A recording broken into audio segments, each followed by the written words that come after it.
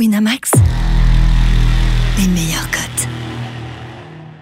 Bonjour à toutes et à tous, bienvenue dans le deuxième épisode des Paris Ma Ligue 2 avec Winamax, la petite pastille que vous pouvez retrouver chaque semaine avec Philippe Dechter du site Ma Ligue 2 et qui tient le compte Les Paris ML2 sur Twitter. Salut Philippe.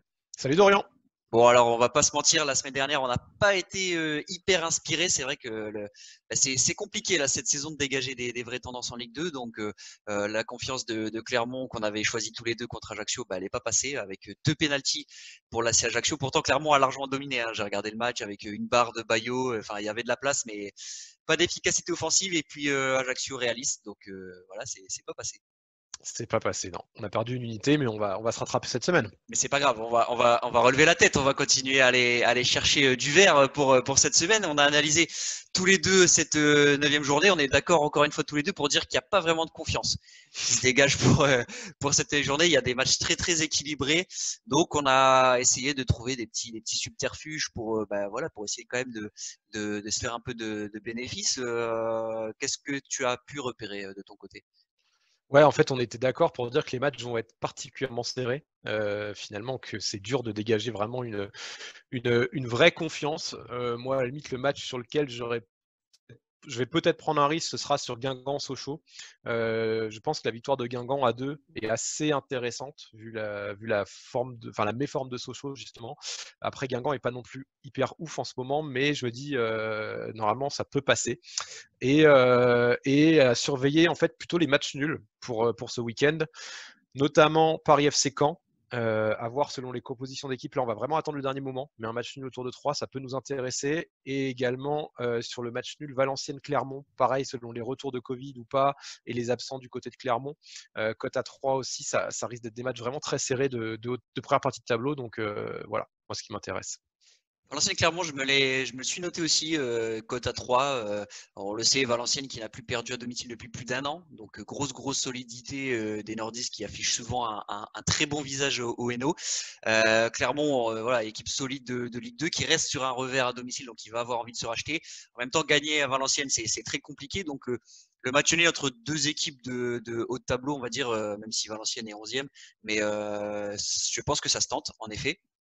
Et puis moi je propose un petit combiné. On sait que c'est pas forcément facile de les valider, mais voilà, vu que les matchs sont plutôt serrés ce week-end, je suis parti sur moins de 2,5 buts sur Guingamp-Sochaux avec deux équipes au profil plutôt défensif.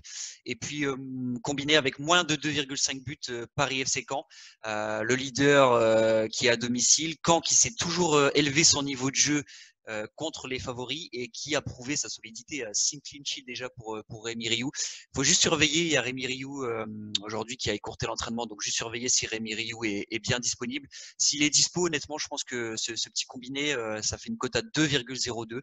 Donc pour doubler la mise, ça peut être pas mal. Je vois mal ces deux matchs-là partir complètement en vrille et faire du 2-2, même voire du 2-1, ça me paraît difficile.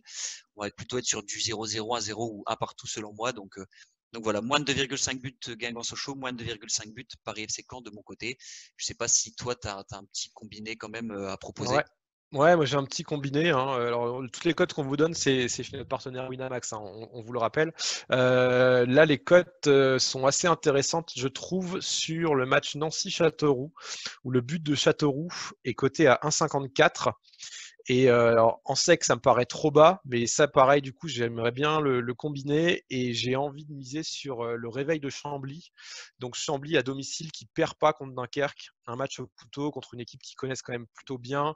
Voilà, deux clubs qui ont absolument intérêt à ne pas perdre. On pourrait tenter même le nul, mais voilà, je préfère prendre Chambly au match nul à 1,39 et ça me fait une cote à 2,14 exactement. Donc voilà, pour notre petite battle des combinés du week-end.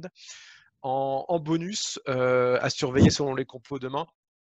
Les codes buteurs arrivent toujours le samedi, enfin le jour du match sur Winamax. Moi, je vais surveiller de très près la cote de l'attaquant de Pau, Asifua, qui, à mon avis, devrait sortir autour de 4, 4,5, 5, on disait tout à l'heure d'Orient. Donc là, à ce tarif-là, j'achète pour son retour à Océane.